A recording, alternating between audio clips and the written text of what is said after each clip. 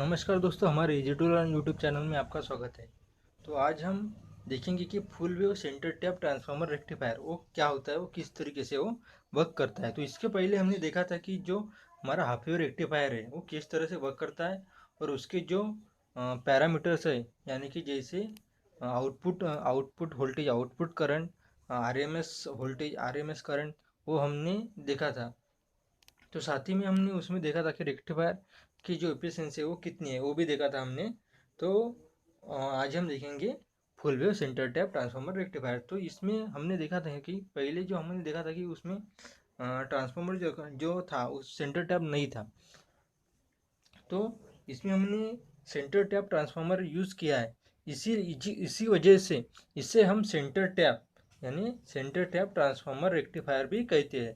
तो जो हमारा ट्रांसफार्मर है उसमें आउटपुट साइड यानी कि सेकेंडरी साइड में 3 टर्मिनल रहते हैं। तो उसमें क्या कर सकते हैं कि जो हमारा जो ऊपर का जो टर्मिनल उसमें एक डायोड D1 कनेक्ट कर देते हैं और उसके बाद जो नीचे का जो टर्मिनल रहता है उसमें हम डायोड D2 कनेक्ट कर देते हैं। और वो दोनों का जो आउटपुट होता है वो लोड रेजिस्टेंस के साथ में कनेक्ट कर देते हैं। इससे होता क्या है कि जो साइनोसाइडल वेवफॉर्म जो आती है, जो साइनोसाइडल वेवफॉर्म हम इनपुट में देते हैं, तो वो जो डायोड D1 जो है वो पॉजिटिव हाफ साइकिल को लोड में से फ्लो करवाता है और जो डायोड D2 है वो निगेटिव हाफ साइकिल को लोड में से फ्लो करवाता है। तो जैसे पहले पहली जो 0 से पाई तक हमारा जो करंट है वो डायोड D1 से फ्लो होगा, यानी कि उस समय में diode D1 forward bias condition में रहेगा, यानी कि ऑन रहेगा। और डायोड D2 जो है वो ऑफ रहेगा, यानी कि वो रिवर्स बायस कंडीशन में रहेगा। वैसे ही जो जो टाइम पीरियड रहेगा हमारा पाई से 2 पाई, तो उस कंडीशन में क्या होगा कि जो डायोड D2 है वो ऑन रहेगा और वो जो है करंट फ्लो करवाएगा लोड रेजिस्टेंस में से। और जो डायोड D1 है वो रिवर्स बायस कंडीशन में रहेगा, तो उस समय वो ऑफ रहेगा, तो उस समय वो करंट फ्लो नहीं करेगा। जैसे हमने यहाँ पे लिख दिया है कि 0 से पाई तक हमारा डायोड D1 ऑन रहेगा, तो डायोड D1 में से करंट फ्लो होगा और D2 जो है हमारा उस समय ऑफ रहेगा। और पाई से 2 पाई तक जो हमारा डायोड D1 है वो ऑफ रहेगा और जो डायोड D2 है वो ऑन रहेगा और उसमें से करंट फ्लो होगा। तो फुल वेव रेक्टिफायर के अंदर हमारा पहला जो पैरामीटर है एवरेज और डीसी आउटपुट करंट, इसे हम डिनोट करते हैं AVG और IDC से भी। तो हम देखते हैं कि आई डी सी से हम इसे लिख देते हैं। और जो हमारा करंट है वो जो हमारा एवरेज हम लेंगे इसको 2 पाई तक लेंगे, तो 0 से 2 पाई, और इसे हम करंट से डिनोट कर देते हैं और डिफरेंशियल इंटीग्रेट कर देते हैं ओमेगा टी के रिस्पेक्ट में। तो जो हमारा जो हम इसमें डायोड D1 जो ऑन रहेगा वो जो पीरियड रहेगा उसका वो 0 से पाई रहेगा और जो दूसरा जो डायोड रहेगा हमारा वो रहेगा पाई से 2 पाई तक। तो इसको हम दो करंट में डिवाइस कर सकते हैं। 0 से पाई रहेगा उसको हम नाम देते हैं I1 d⍵t plus 1/2 pi integration pi से 2 पाई, वो रहेगा I2 हमारा d⍵t। तो उसकी हम यहाँ पे वैल्यू पुट कर देते हैं 1/2 पाई 0 से पाई तक हमारा रहेगा I1 की जो वैल्यू रहेंगी Im sin⍵t रहेंगे d⍵t प्लस जो हमारा I2 रहेगा उसमें भी हम उसकी वैल्यू पुट कर देते हैं। हमारा पाई से 2 पाई रहेगा ये टाइम पीरियड, तो इसकी वैल्यू रहेंगी Im sin⍵t d⍵t।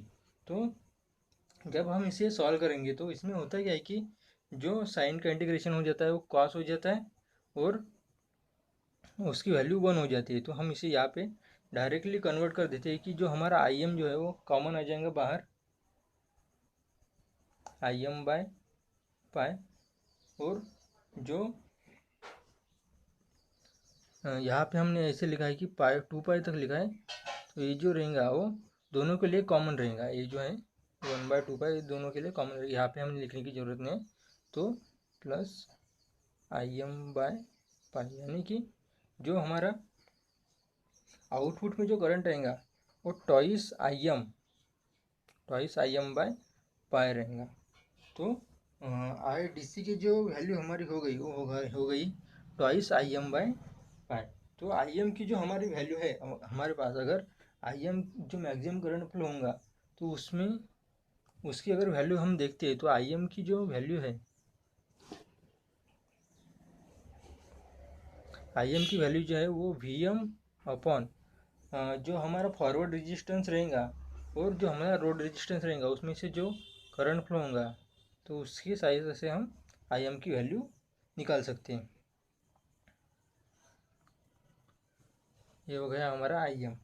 और जो हमारी IDC की जो वैल्यू है, अगर इसमें अगर हम पुट कर देते Im की वैल्यू, अगर हम यहाँ पे पुट कर देते तो ये हो जाएगा हमारा ट्वाइस Vm अपॉन जो हमारा पाई आएगा पाई REF प्लस REL। इस तरीके से हमारी IDC की जो वैल्यू है वो Im के फॉर्म में कन्वर्ट हो चुकी है। हमारा जो दूसरा पैरामीटर है एवरेज और DC आउटपुट वोल्टेज VAVG और VDC, तो हम उसे IDC के सहायता से हम कैलकुलेट उसे कर सकते हैं। तो हम VDC जो है VDC इज इक्वल टू हो जाएगा हमारा IDC इंटू REL। तो जो आउटपुट वोल्टेज जो है हमारा वो current multiply by road resistance ये हो गया। तो इसको हम अगर कन्वर्ट अगर करना चाहते हैं IDC को, अगर हम ट्वाइस Im/पाई अगर लिख देते यहाँ पे ट्वाइस Im/पाई, हमारे पास में लोड रेजिस्टेंस वैसा ही है REL। तो ये तो हो गई हमारी VDC की वैल्यू ट्वाइस Im REL/पाई।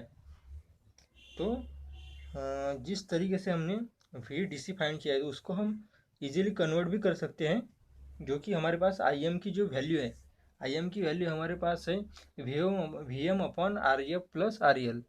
तो हम यहाँ पे पुट कर देते हैं, तो ये हो जाएगा ट्वाइस Vm REL जैसे का वैसा ही रहेगा, पाई आ जाएगा और यहाँ पे ब्रैकेट में आ जाएगा REF प्लस REL। तो ये हमारी ऐसी वैल्यू VDC की जो वैल्यू है वो Im के फॉर्म में कन्वर्ट हो गई। और VDC अगर हमारा जो VDC की जो वैल्यू है, जैसे कि हमने देखा था कि IDC की जो वैल्यू है ट्वाइस Im/पाई होती है, तो VDC की भी जो वैल्यू है ट्वाइस Vm/पाई रहती है। इसके लिए एक कंडीशन होनी चाहिए, इफ जो हमारा REL जो है वो very very greater than REF होना चाहिए, यानी कि जो फॉरवर्ड रेजिस्टेंस है डायोड का उससे जो रेजिस्टेंस है लोड रेजिस्टेंस है वो बहुत ज़्यादा होना चाहिए। तो ये तो हो गई हमारी VDC की वैल्यू। जो हमारा तीसरा जो पॉइंट है RMS आउटपुट करंट, तो जो हमारा RMS है वो किस तरह से हम फाइंड करते हैं वो हम देखेंगे अभी। तो बहुत ही ध्यान से देखिएगा क्योंकि ये जो हमारा डेरिवेशन है वो बहुत ही लंबा है, तो इसमें आप अच्छे से ध्यान दीजिएगा।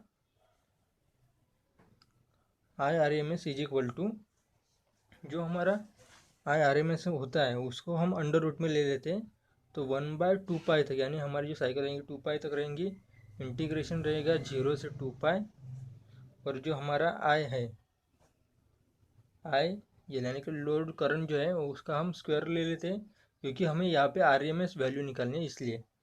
तो with respect to omega T, और ये जो अंडर रूट इसका रहेगा तो इसकी पावर हम ले लेते हैं 1/2।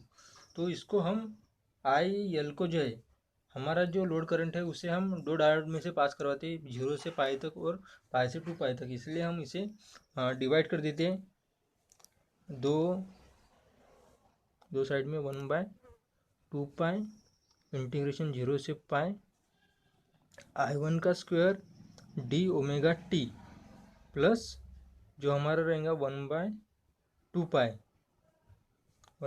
पाई जो रहेगा वो पाई से रहेगा 2 पाई तक, और उसकी जो वैल्यू रहेंगी I2 square D omega T, और हमारा जो अंडर रूट का साइन रहेगा 1/2 वो वैसे का वैसे ही रहेगा। तो यहाँ पे अगर हम I1 की और I2 की वैल्यू पुट कर देते हैं यहाँ पे,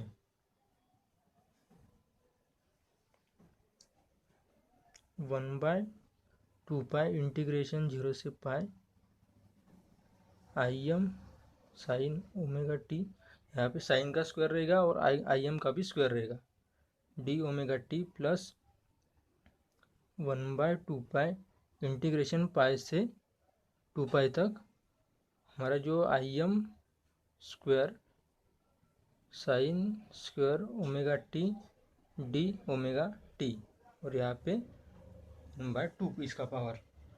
जब हम IM को कांस्टेंट टर्म है इसलिए हम उसे बाहर निकाल देते हैं, और जो साइन स्क्वायर ओमेगा टी रहता है उसका हम इंटीग्रेशन कर देते हैं। हम यहाँ पे देखते हैं कि किस तरह से वो जो होता है, जो IM है उसको हम इंटीग्रेशन से बाहर कर देते हैं। IM का स्क्वायर हमने बाहर कर दिया, ट्वाइस पाई इंटीग्रेशन 0 से पाई, यानी साइन स्क्वायर ओमेगा टी होता है 1 minus cos 2 omega t by 2 d omega T plus 1/2 pi integration. यहाँ पे भी हम IM को कांस्टेंट टर्म इसलिए बाहर निकल लेते हैं, और यहाँ पे इंटीग्रेशन रहेगा पाई से 2 pi sine square omega T का हम कर देते हैं यहाँ पे 1 minus cos 2 omega t divided bye 2, और जो हमारा विथ रिस्पेक्ट टू रहेगा ओमेगा टी, और उसका जो पावर रहेगा 1/2। तो इस तरीके से जो हमने इसे sine square T omega T को हमने इसमें कन्वर्ट कर लिया है। तो आगे हम देखेंगे कि इसकी जो 1/2 को हम कॉमन निकाल लेते हैं इसमें से, दोनों इक्वेशन में से, और जो हमारा 2 पाई रहेगा इस जगह पे, वो 2 पाई की जगह पे किस तरीके से 4 पाई हो जाता है। तो हम देखते हैं कि जो हमारी टर्म है हमारे पास में क्या था कि जो यहाँ पे लिख देते हैं IM स्क्वायर 4 पाई, हमने जो 2 है वो कॉमन निकाल दिया है, तो उसमें क्या होगा कि ब्रैकेट में रहेगा और omega t minus sine 2 omega t divided by उसका जो कॉस 2 का जो इंटीग्रेशन हो जाता है वो हो जाता है sine 2 omega t by omega t, 2 है यहाँ पे, और इसकी जो लिमिट रहेंगी वो रहेंगी 0 से पाई, प्लस यहाँ पर भी हमने IM का स्क्वायर बाहर लिखा है 4 पाई, और जो हमारे पास में आएगा omega t minus sine 2 omega t upon omega t. यहाँ पे जो लिमिट रहेंगी वो रहेंगी पाई से 2 पाई, और ब्रैकेट जो रहेगा हमारा उसका पावर रहेगा 1/2। तो इस तरीके से हमने उसको लिख दिया है। तो आगे हम देखेंगे कि लिमिट पुट करने के बाद ये क्या होता है इसका। हम इसकी अभी लिमिट पुट करने जा रहे हैं। यहाँ पे जो हमारा रहेगा IM स्क्वायर 4 पाई वो वैसे ही रहेगा, और जो हमारा लिमिट रहेंगी पाई ओमेगा टी में हम पहले पुट करने वाले हैं पाई माइनस 0 माइनस ये जो रहेगा साइन 2 ओमेगा टी और अपॉन ओमेगा टी, तो इसकी वैल्यू हो जाएंगी 0, प्लस जो IM स्क्वायर बाय 4 पाई वो वैसे का वैसे रहेगा, और जो ओमेगा टी की 2 की जो वैल्यू रहेंगी वो पाई माइनस 2 पाई रहेंगी, 2 पाई माइनस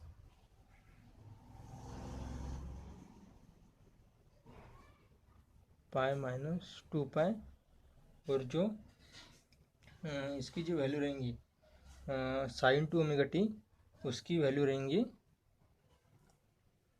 यहाँ पाई माइनस 0 हो जाएंगे उसकी value.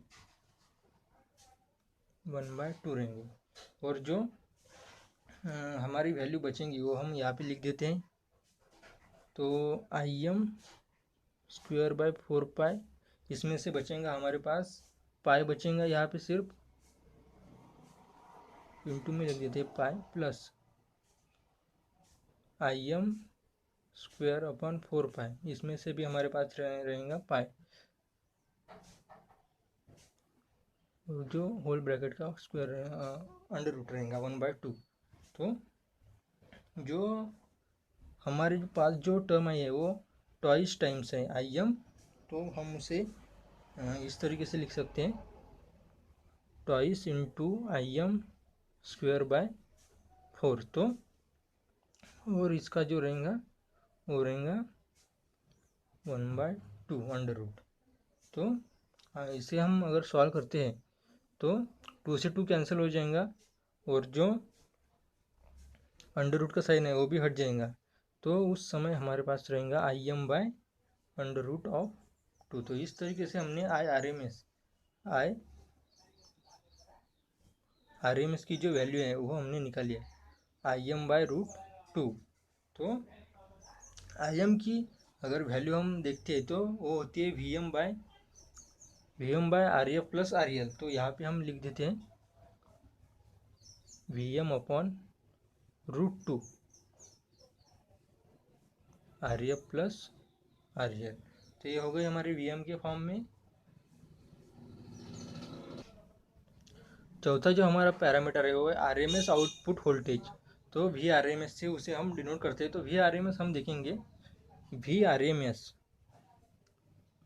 VRMS is equal to हो जाएगा IRMS इंटू RL।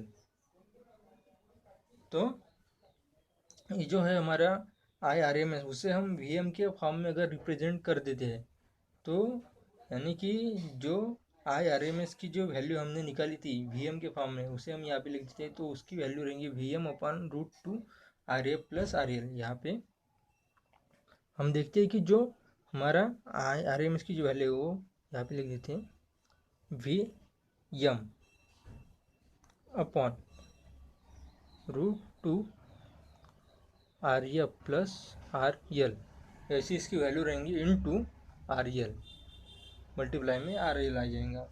तो RL को अगर हम अरेंज अगर कर देते हैं इसमें, तो जो हमारे VRMS जो रहेगा, VRMS वो जो रहेगा हमारा Vm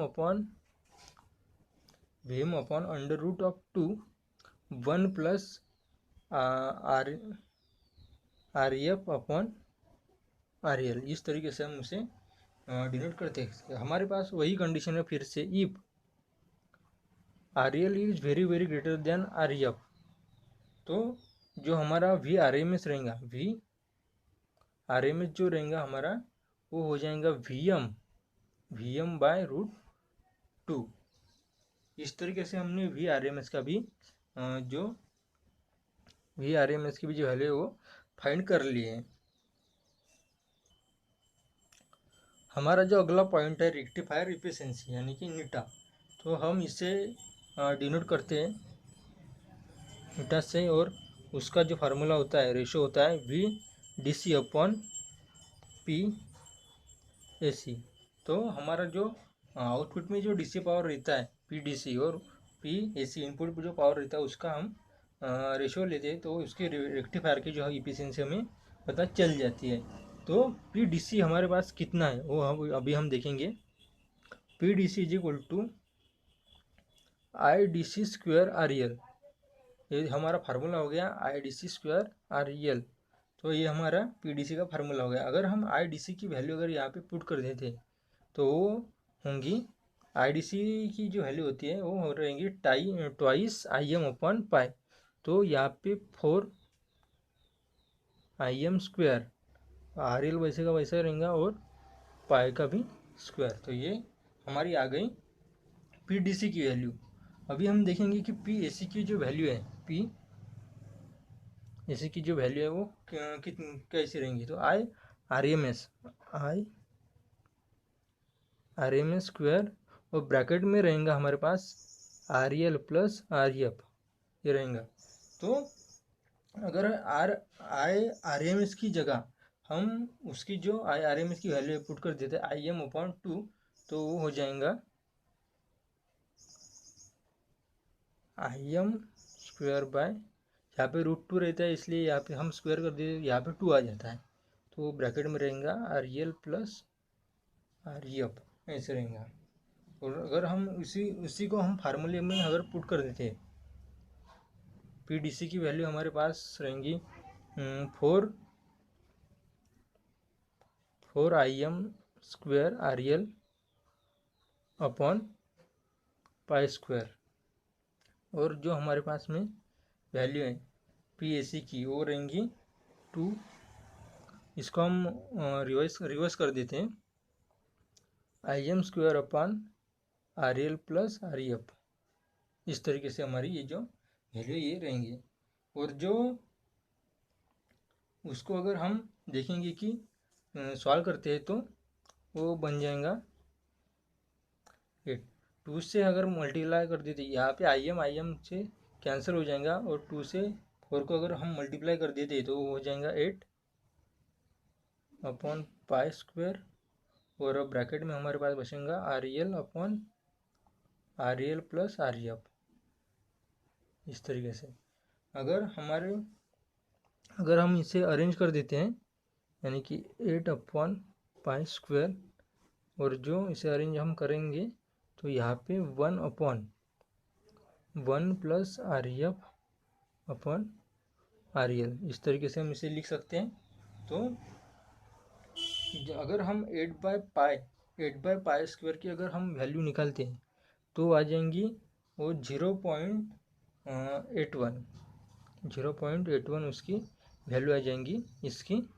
तो और 1 अपॉन REF अपॉन REL, इस तरीके से वो आ जाएगा। अगर हमारे पास फिर वही कंडीशन है कि जो परसेंटेज इफिशिएंसी अगर हम निकालते हैं, परसेंटेज इफिशिएंसी जिस केस में हम निकालते हैं, तो उस केस में जो हमारी फुल वेव रेक्टिफायर की जो इफिशिएंसी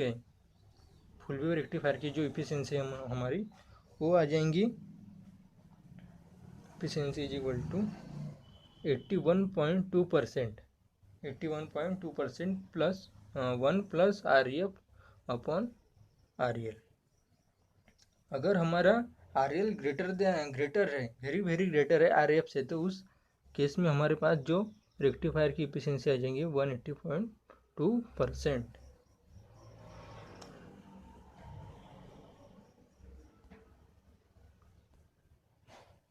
हमारा जो सिक्स जो पैरामीटर है रिपल फैक्टर, यानी कि जो हमारा DC आउटपुट वोल्टेज होता है, उसमें AC का जो पल्स आ रहा है वो कितना परसेंट है, तो उसको हम देखेंगे कि उसे हम रिप्रेजेंट तो करते हैं गामा से। तो ये वाई की तरह होता है गामा, तो इसे हम रिप्रेजेंट करते हैं under root of IRMS upon IDC का स्क्वायर, IRMS अपॉन IDC का होल स्क्वायर -1। ये तो हमारा रिपल फैक्टर का जो है फार्मूला हो गया। ये हम करंट के फॉर्म में भी लिख सकते हैं, या फिर हमारे पास दूसरा एक फॉर्म है वोल्टेज का, यहाँ पे रहेगा VRMS अपॉन VDC का स्क्वायर -1। तो यहाँ पे अगर हम IRMS और IDC की वैल्यू अगर पुट कर देते हैं, इस तरीके से हम इसे भी सॉल्व कर सकते हैं, या फिर इस तरीके से हम करंट के फॉर्म में सॉल्व करेंगे इसे।